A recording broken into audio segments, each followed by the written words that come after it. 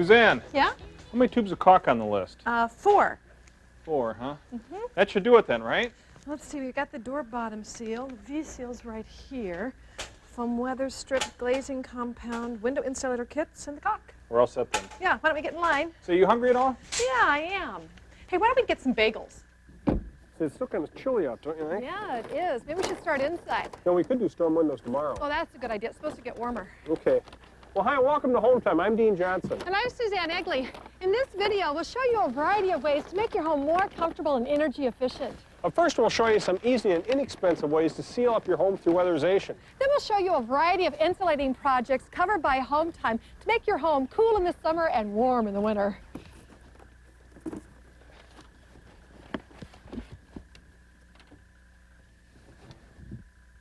Hometime is made possible by Chevy Truck, who brings you Chevy full-size pickups, today's big pickups for professionals and do-it-yourselfers, Chevy S10 pickups, today's compact pickups that play as hard as they work, Chevy S10 Blazer, today's sport utility vehicle in 2- or 4-door models, Chevy Astro all-wheel drive, today's mid-size van with standard 4-wheel anti-lock brakes, Chevrolet, the trucks you can depend on, the trucks that last.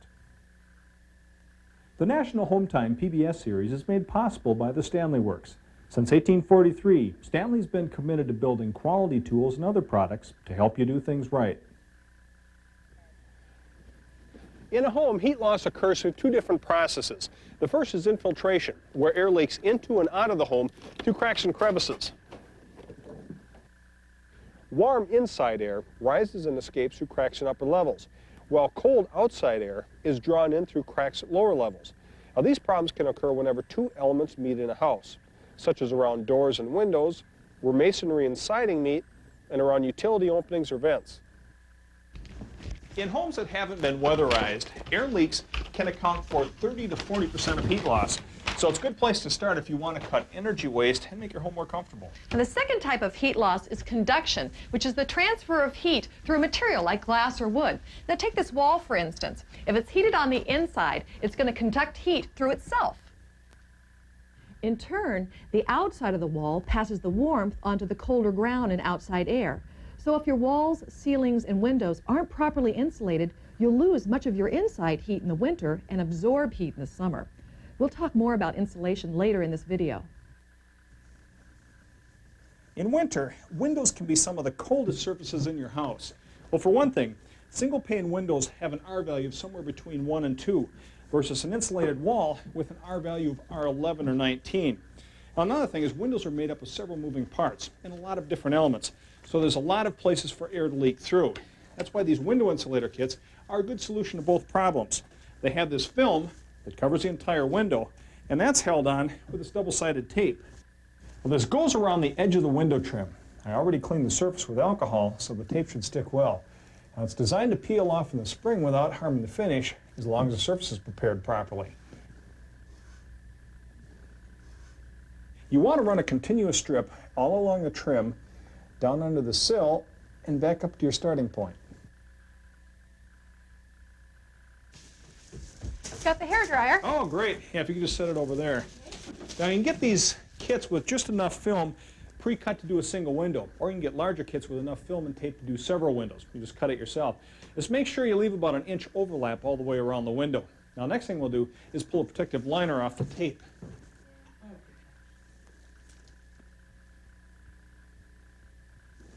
All right, with that done, we lightly attach the film to the top, bottom, and sides of the window.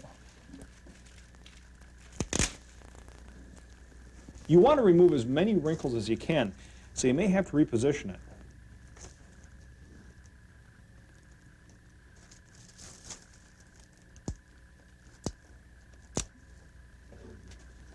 Now, once everything's smooth, press the film firmly against the tape. Now, for the next step, we'll use just a regular hairdryer to shrink the film to make it tight and wrinkle-free. Start in the corner and move the dryer slowly around the window frame as the film shrinks. Now, hold about an inch from the film, but be careful not to touch it, or it'll get too hot, it may melt it. There, now we can just trim off the edges and we'll have a nice weather-tight seal. Well, the manufacturer of this product says it will cut air infiltration by 97% and increase the R value of a single-pane window by 90%. Plus, this extra layer of film will also eliminate just about all the condensation that can really ruin the millwork on a window.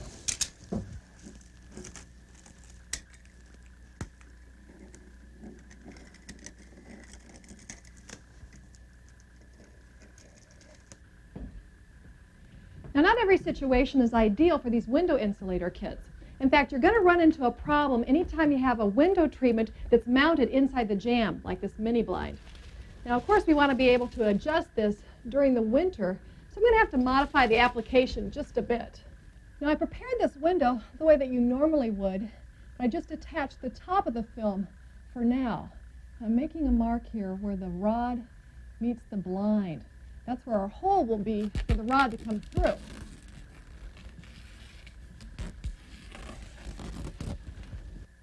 To prevent the hole from tearing, I'll first put this wider clear tape on the film. Just about any clear tape will work. Then I'll cut a small hole in the film about the size of the rod. And this paper punch works pretty well for this. Now I'll put the film back up with the rod sticking through the hole and finish the application following the normal instructions.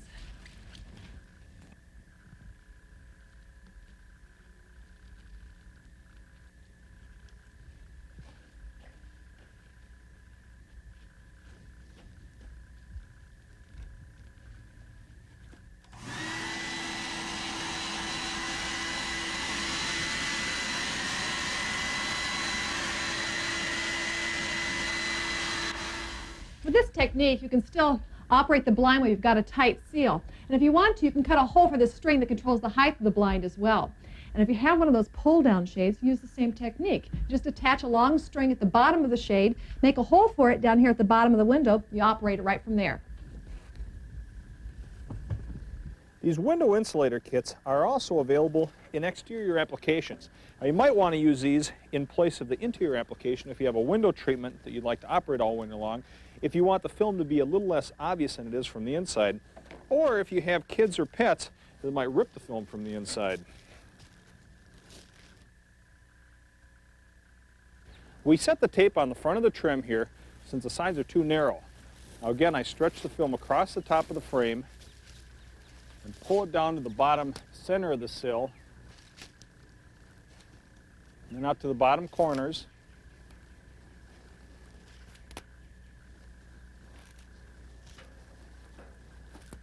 And finally up to the sides. Now it's important to keep this film tight so it won't sag or flap in the wind. And we don't use the hairdryer out here. Window insulator kits are a pretty simple and inexpensive way of dealing with your window in the cold weather. However, they may only be a temporary solution for windows that are in need of more extensive repair. Now, these windows have cold drafts along the window pane. The culprit here is this old cracked glazing. We're going to be replacing that. It's also a good opportunity to replace any cracked or broken glass you might have. If you can, it's easiest to remove the sashes when you're doing glazing. Now these little side stops here are just screwed in, so they're fairly easy to take out.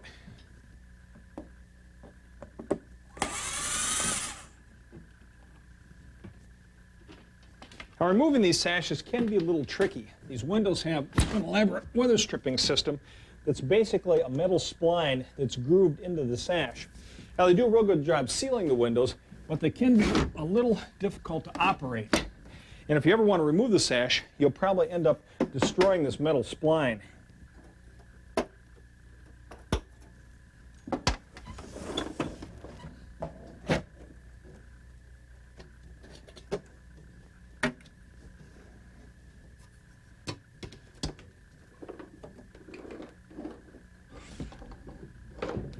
Well, that went a lot easier than I thought it would. Well, that's good. Now, we're not going to try and put that weather stripping back in. We're going to put in a different kind after we're done reglazing our glass.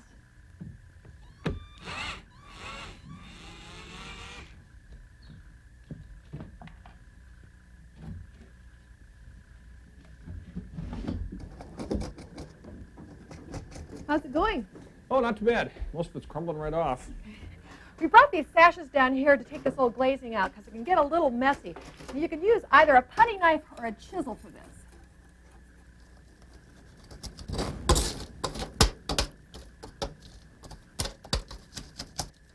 Now, this stuff could be as old as your windows, so it may be kind of tough to get it out.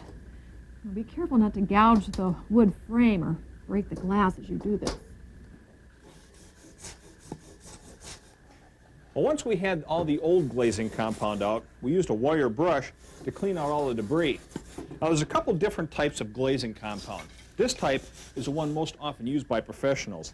To prepare it, take a ball of it and then kind of work that into a long rope. Then lay it along the edge of the glass. Now, use enough of the glazing to fill up the entire recess.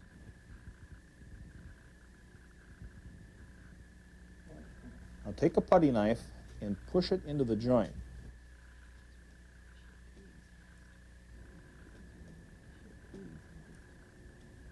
Then use a knife to smooth it out at about a 45-degree angle. You'll have excess glazing squishing out, but you can remove that as you go.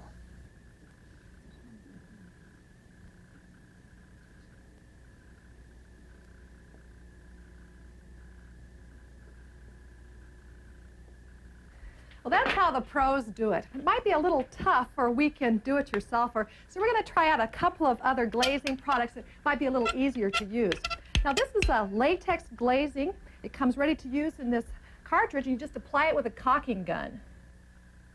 The spout creates the smooth angled finish you want. If you've never used caulk before, you may want to practice this first because it can be a little tricky getting a smooth, even finish, but you can always go over it with a putty knife. Now, we did have to do a little touch-up on this, but that's basically how it works. Now, next we're going to try this press-in-place glazing. Now, it comes all rolled up in a preformed bead. You just lay it along the recess, kind of pressing it in here with your fingers as you go. There we go. And then once you've got it where you want it, you need to snap it off here. And you go back and you firmly press it in with your fingers. And you just lift off this liner.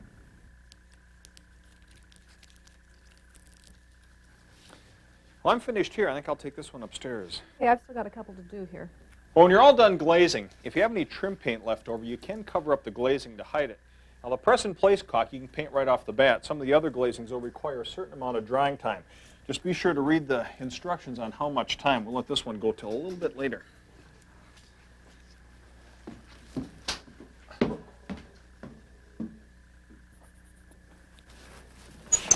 When we reglazed this window, it stopped all the air infiltration on the sash itself. But because we removed this metal weather stripping here on the side, air can still get around the side of the sash. So we installed this V-seal here. That should stop all the air leakage. Plus, it makes it a lot easier to pull up and down. We'll show you how to install that stuff over here on this sash. First, we need to put the sash back in the jam. I'm going to get this weight down here. There's a... Yep.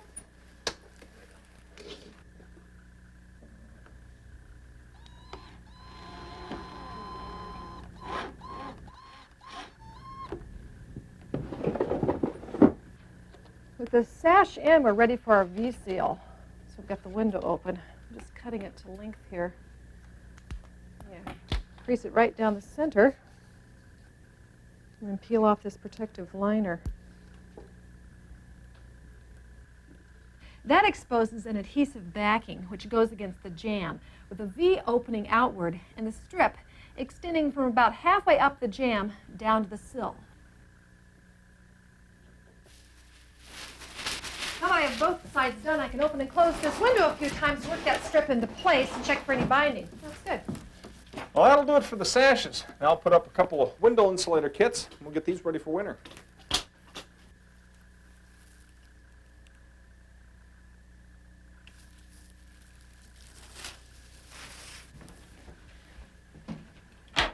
You can lose a lot of energy through a door. Because it's constantly opening and closing, it can be difficult to weatherize. Now, this exterior door already has a vinyl-covered foam weather strip. which can be good for accommodating large gaps and older doors that might be warped. Now, it also has a spring metal strip, which is fairly common, but there is something to look out for here. You can see this strip is pretty dull, not shining like it would be if it was compressing against the door. It's gotten flattened over time, but you can remedy this by lifting the flap slightly with a screwdriver. This will increase its effectiveness.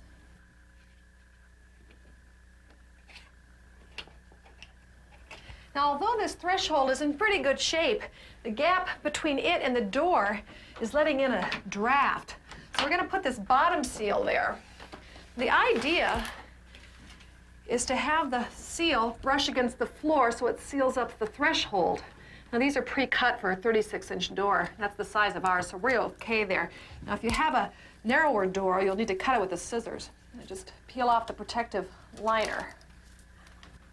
That exposes the adhesive backing. You line that up along the bottom of the door and press it firmly to set it in place. There. And that should cut the draft to 0.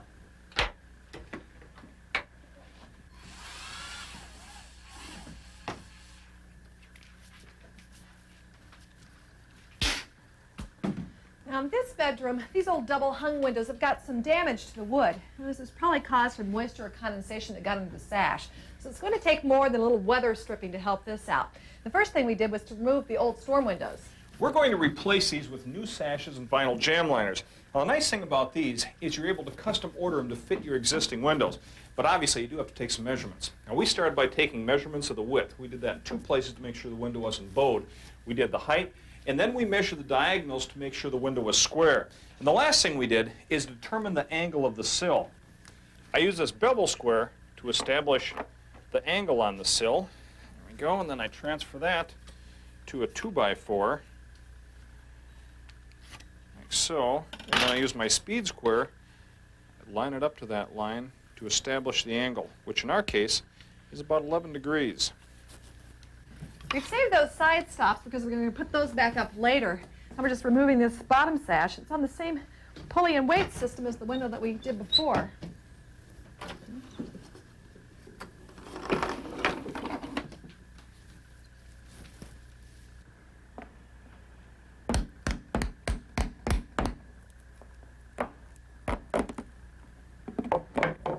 To free the top sash, we first have to remove the side and top parting stops. Now, you won't be needing these any longer, so you can break them if it makes them easier to remove.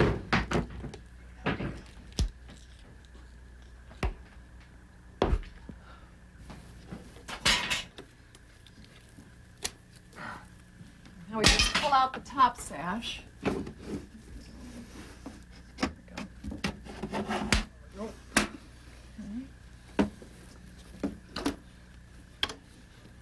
Look, I think this is nailed in. Yeah, my side's nailed in over here, too. Okay, let's see.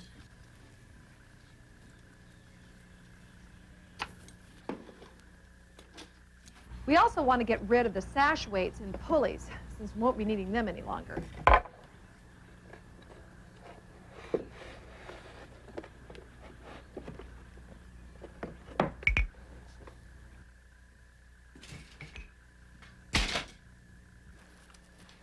What we're left with here is a pretty good size opening inside the jamb, so this is an area we'll definitely want to insulate. I just used some regular fiberglass insulation to fill the pocket.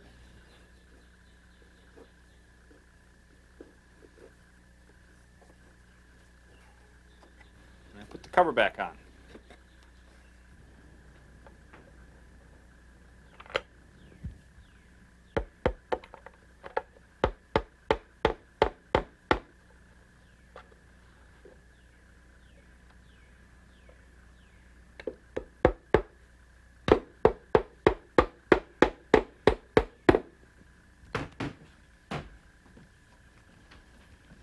These new vinyl jam liners are going to make this window airtight. They attach to the frame with these brackets that we've spaced evenly on both sides of the frame, and it just snaps right onto the bracket. The liner has a weather flap to seal over the outside stop, and we had to take off the old storm window hardware for that to fit. You need a little force to seat the liner over the brackets. This kit also comes with a new header parting stop. That gets nailed up next.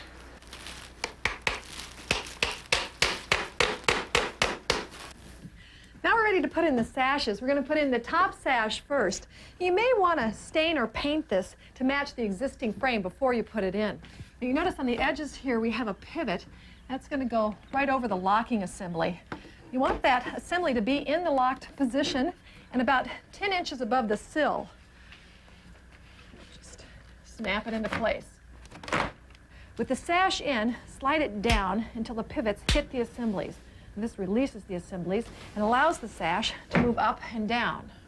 Now we're ready to put the bottom sash in. We follow the same procedure, just put it on the inside track. Then all we have to do is put the stops back on.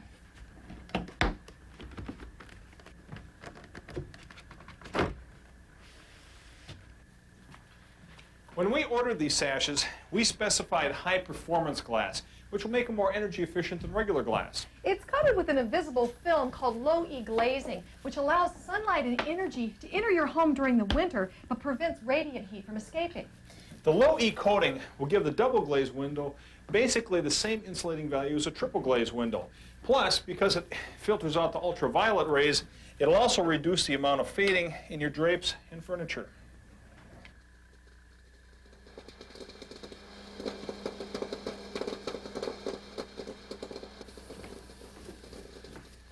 In this living room, we have a gas insert in the fireplace. These are actually getting to be pretty popular. One thing about a fireplace, you can lose up to 20% of your heat up the chimney if you don't keep the damper closed when you're not using it. Now, these glass doors will also help seal up the front of the fireplace. If you don't have glass doors, you can also make an insert out of plywood and insulation. Isn't the greatest looking thing, but it will do the trick. Popcorn's ready? All right. Yeah, thanks. Sure. Oh, boy, we got to get those storm windows on tomorrow. That's right. I could use an insulator kit on that window. With the icicles.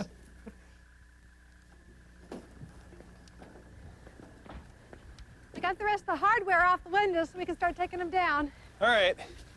Now you figure this house was built 1932. This is about the 60th time people put these things up in the fall, you know? Yeah, we're taking them down in the spring. This is the last time we're going to be doing it. All right. Now, we ordered new combination storm windows for the entire home. Unfortunately, we didn't do it in time. So we had to put these up when the first frost came, but now they're coming down, the new ones will go up for good. The combination doesn't give you a lot more insulating value than a regular storm window, but it sure is a lot more convenient. It stays up year-round, combining the sliding glass with the screens. Now, we chose this wood-clad version rather than the metal or the vinyl because it matches better with the traditional exterior of this house. Well, we got these custom made to fit the window measurement and the angle of the sill. But it looks like they're coming in a little bit long, so I'll take some off the top. Well, that's fairly common. Oh, yeah. Now, these windows are primed at the factory, so after we're done fitting them, we're going to touch them up with the primer, then we'll finish them off with this trim paint that we got to match the existing trim. Now, what I did is measured the actual length of the window itself. I'll transfer that to the storm. Then we'll know exactly where to cut it, 54 3/4, and it's about 1/4 of an inch long. And just mark the top of that. There we go. Well, we've got to trim 3/16 of an inch. So we're using an electric planer, which cuts off about 1/16 of an inch with each pass. Now, obviously, it's a lot faster than a block plane, but a circular saw would work too.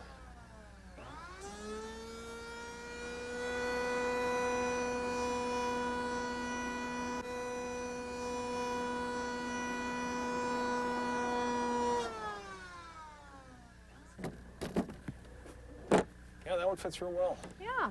There you go. Now, once you've got these windows fitted, you want to be sure to mark them so you remember which window goes where. This will be number 1. Number 1. Yeah. Now I'll just spot prime the planed areas.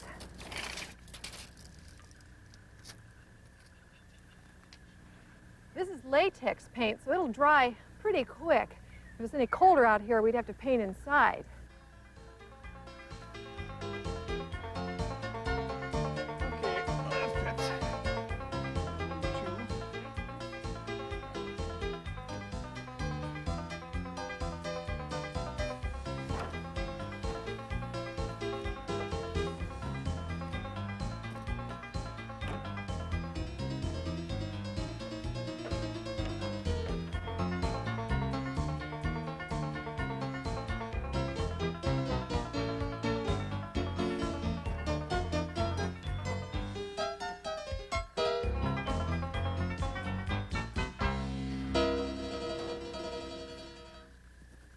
So I tell you what, how about if you finish that up, and I'll get started on the caulk. Okay, All right. sounds good.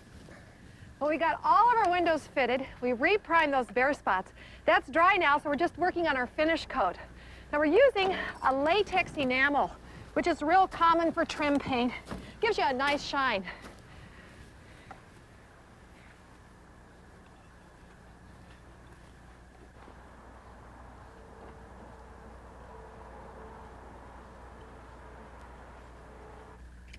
Now, caulking is one of the most cost-effective things you can do to weatherize your home. Unfortunately, it doesn't take a lot of skill to do it.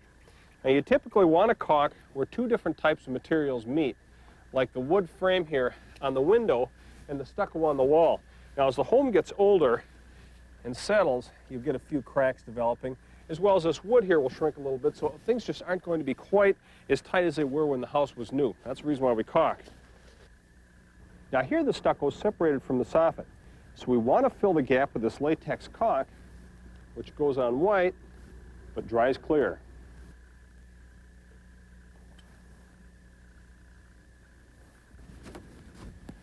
Well, I'm all done here, so I can help you finish caulking. Okay, I'll give you this one. Great, All right, thanks. Well, this basement window here is separated away from the stucco, so we're going to use this press-in-place caulk and get it open here, which is quite a bit like the press-in-place glazing that we used yesterday. It's really fairly easy to use. You just push in the crack with your finger as you go along, and once you're done around the window, just pull off the liner. Air leaks can also occur where you've got utility lines or cables that enter your house.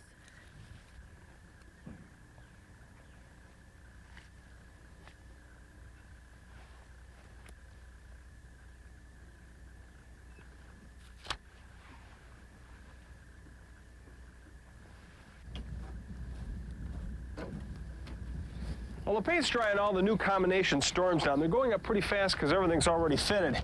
Installing them has been pretty easy. We're using these little plastic clips supplied by the manufacturer.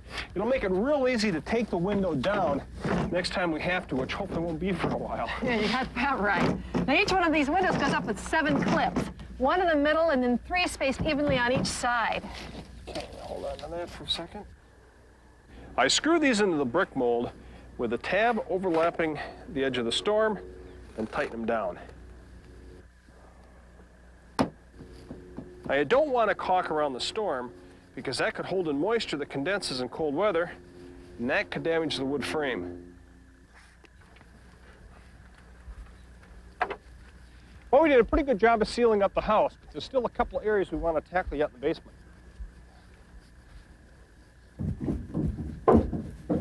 How's that coming? Just fine. Okay.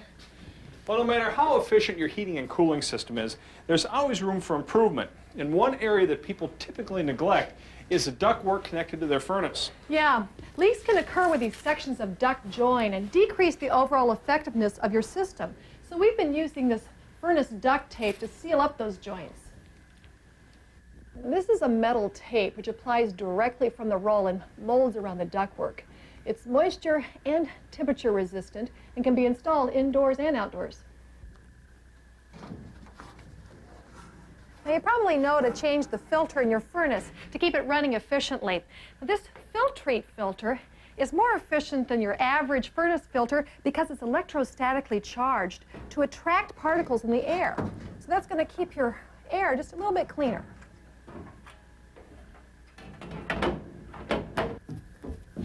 There's a couple more spots here in the basement to caulk.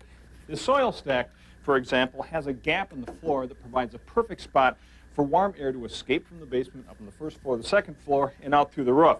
It's a common problem, and we'll correct it by caulking.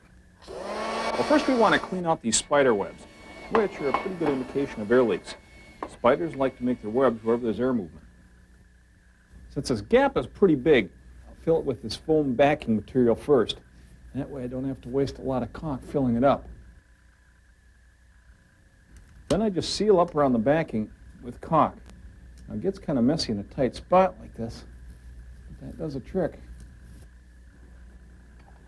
Around these basement windows, we're using removable caulk. Now, this can be used as a seasonal weather stripping around windows, patio doors, air conditioners, any place you just want a temporary seal.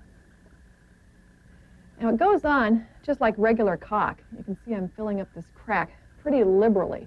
Now this will dry to a transparent rubber-like bead.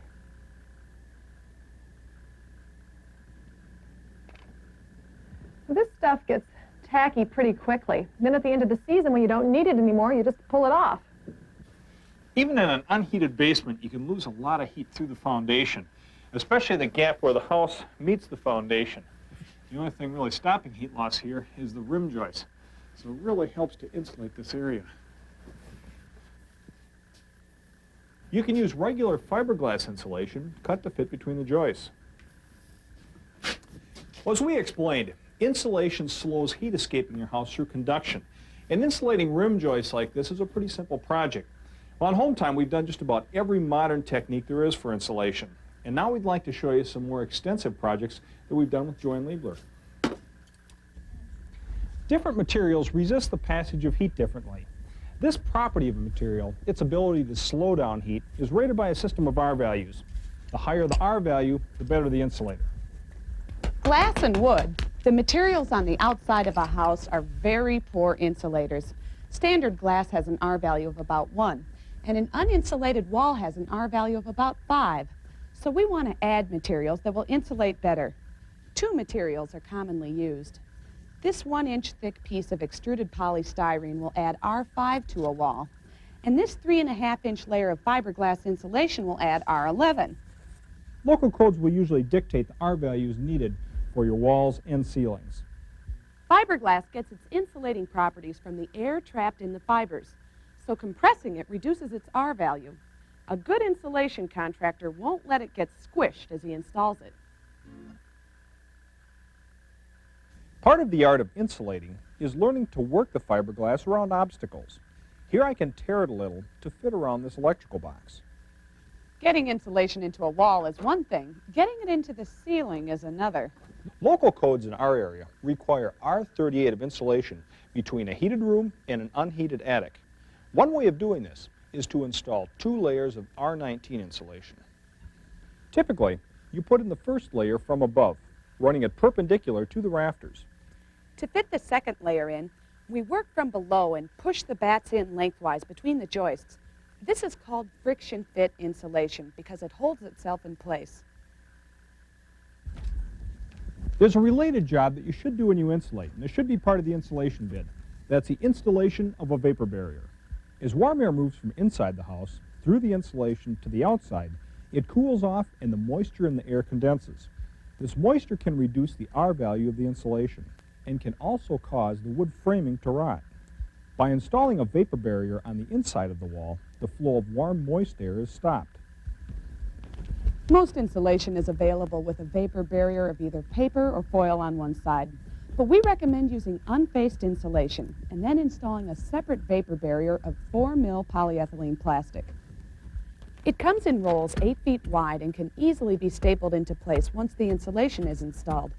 A good vapor barrier will have a lot of overlap between the pieces, and a good insulator will also tape the seams. The poly goes over the windows and any electrical boxes.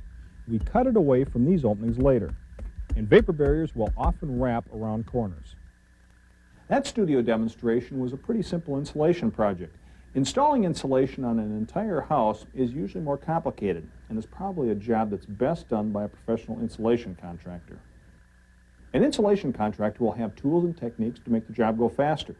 When they need to work on tall walls or ceilings, they might use scaffolding or they might work off stilts. But professional techniques are really useful when it comes to doing attic spaces.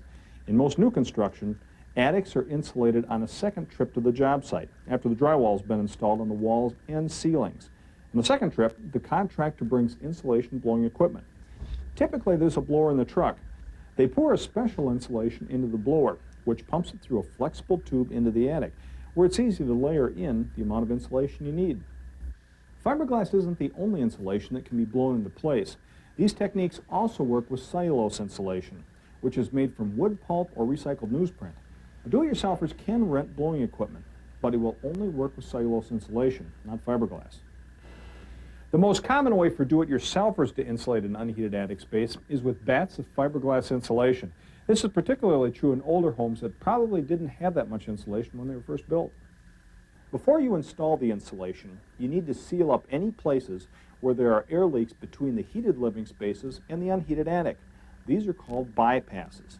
One place to look for bypasses is around light fixtures and vent pipes. Caulk works fine for these gaps. Here around the fireplace, there's a large crack, and we use heat-resistant chimney cement to seal this. For really large gaps, you can make a little bag out of polyethylene and stuff insulation into it. Use this to fill the gap, then seal it in with caulk. Another place to look for bypasses in the attic floor is where there are walls on the second floor. There are often leaks around the framing at the top of these walls. These can be sealed with caulk. Now that we've sealed up the attic so air can't get in from the house, it's time to unseal it so air can get in from the outside. We're going to be installing vents in order to prevent ice dams. Ice dams form when warmth in the attic melts snow near the top of the roof. The water starts to run down the roof, but before it gets to the end, it freezes up because the part of the roof over the eaves that isn't warmed by the attic is still cold. This ice dam causes more water to collect near the edge of the roof. Eventually, this causes the roof itself to rot and decay. The solution is to keep the air in the attic above the insulation cool. And we do that by installing vents near the top of the roof to let warm air out and near the bottom of the roof to let cold air in. The rule of thumb is that you need 1 square foot of vent space for every 150 square feet of attic floor. Now for our attic, that means about 6 square feet of vents, and we'll divide it evenly between the top and the bottom. This box that runs along the side of the house is called a soffit. The underside is the perfect location to install our intake vents. The vents we'll be installing require 2.5-inch holes. I drill them with a hole saw. They're placed about every 2 feet along both sides of the house. Once the hole is cut, the vent just pushes up. It has knobs on the side that hold it in place. Before you install these vents, you should make sure that the soffit opens up into the attic. Drill a test hole and check up under the eaves in the attic to see if you can see any daylight. We'll install our exit vents near the peak of the roof. To locate the vents, we pounded nails through the roof midway between the rafters for each vent so we'll know where to cut our openings.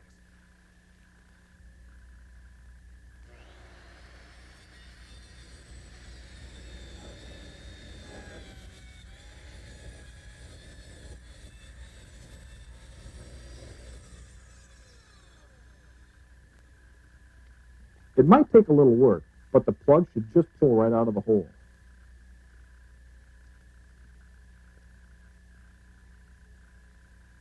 The vent will fit up under the upper shingles and overlap the lower ones. I have to remove any roofing nails that get in the way of the flange.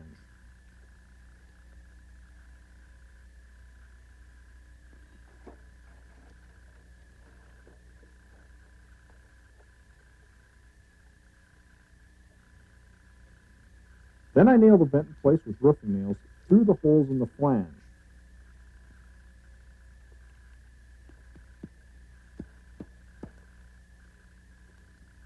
A properly installed roof vent shouldn't require any extra caulking or sealing, and the heat of the sun will cause the shingles to settle back down and seal to each other.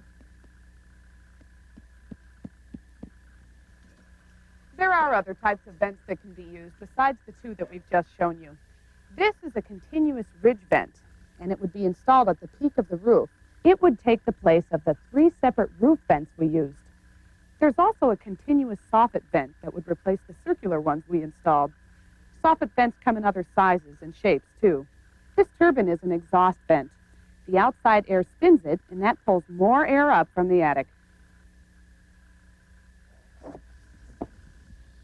To ensure that the air that comes up through the soffit vents can get up into the attic area and out the roof vents, I'm installing these cardboard baffles. The baffles will keep the insulation away from the roof, and they create this passage for the air to travel up and into the attic area. These cardboard baffles just staple in place. They're also available in plastic and styrofoam. When buying these, be sure to specify whether your rafters are 16-inch or 24 inches on center.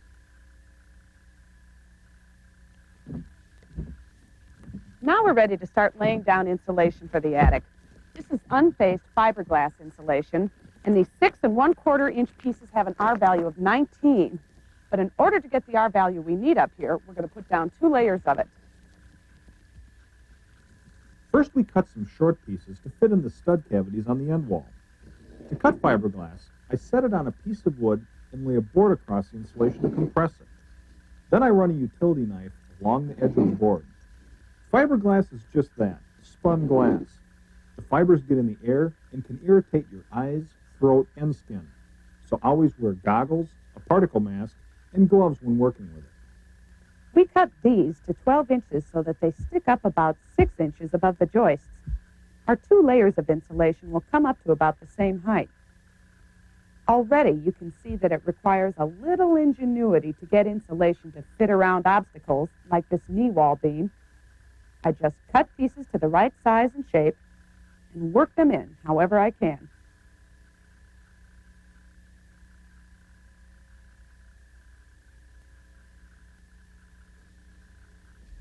To lay the first full blanket, we tuck the end in under the eaves between the floor joists. A long wood stick is helpful for this. This knee wall is kind of unusual. We have to trim the pieces to fit.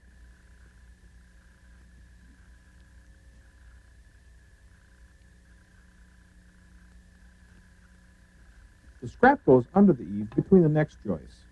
I butt another piece up and continue the process.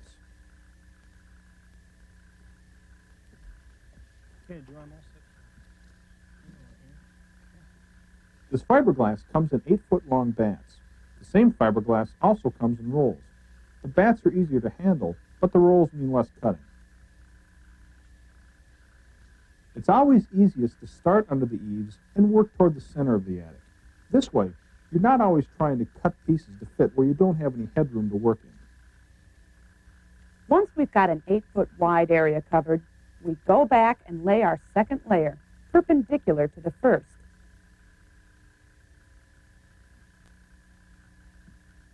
We don't want all the ends of all the bats to fall along the same line. This makes a thermal weak spot in the insulation. So we start some rows with a shorter piece of scrap insulation and let some of the rows run long or short. We'll fill in the overlaps when we do the adjacent area.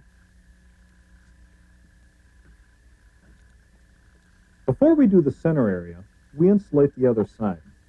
As always, we start under the eaves and work toward the center. Here, I need to cut a slit to fit around this electric cable.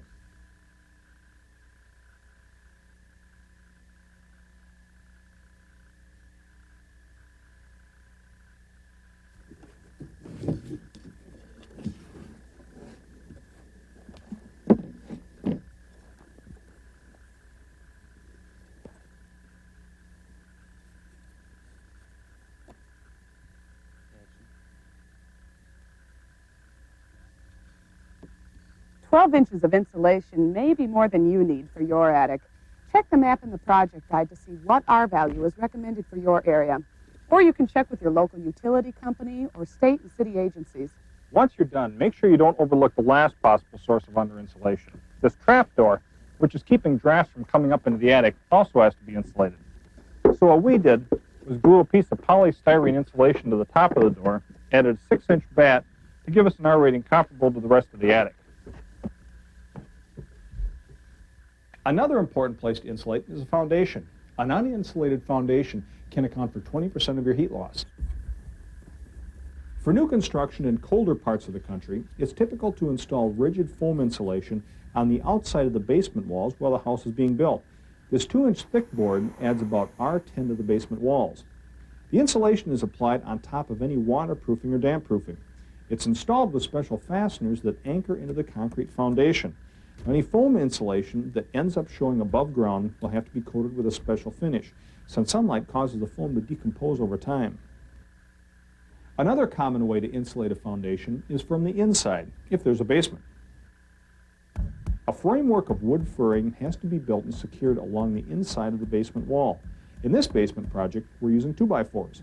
In different parts of the country, 2x2s or 2x6s might be required by the local building codes, depending on how much insulation is needed. Walls like these are secured to the concrete floor with hardened nails from a powder-actuated nailer. At the top of the walls, we nail up into the first floor joists. Once the mechanical rough-ins are done, we install insulation and a vapor barrier, just as if we were insulating a normal exterior wall. Well, we've given you some ideas on how to make your home more energy efficient. The nice thing about these projects is you're able to take them on as you have the time and materials. And while our motivation has been the approach of winter, these weatherizing and insulating projects will save you energy costs in the summer as well. So think of it as a year-round project. I'm Susanne Egli. And I'm Dean Johnson. Thanks for watching.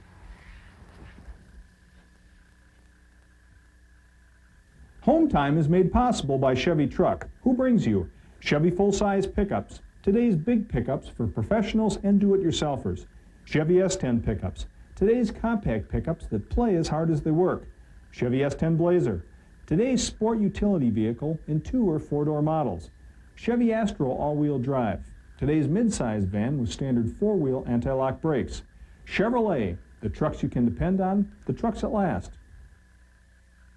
The National Hometime PBS series is made possible by the Stanley Works. Since 1843, Stanley's been committed to building quality tools and other products to help you do things right.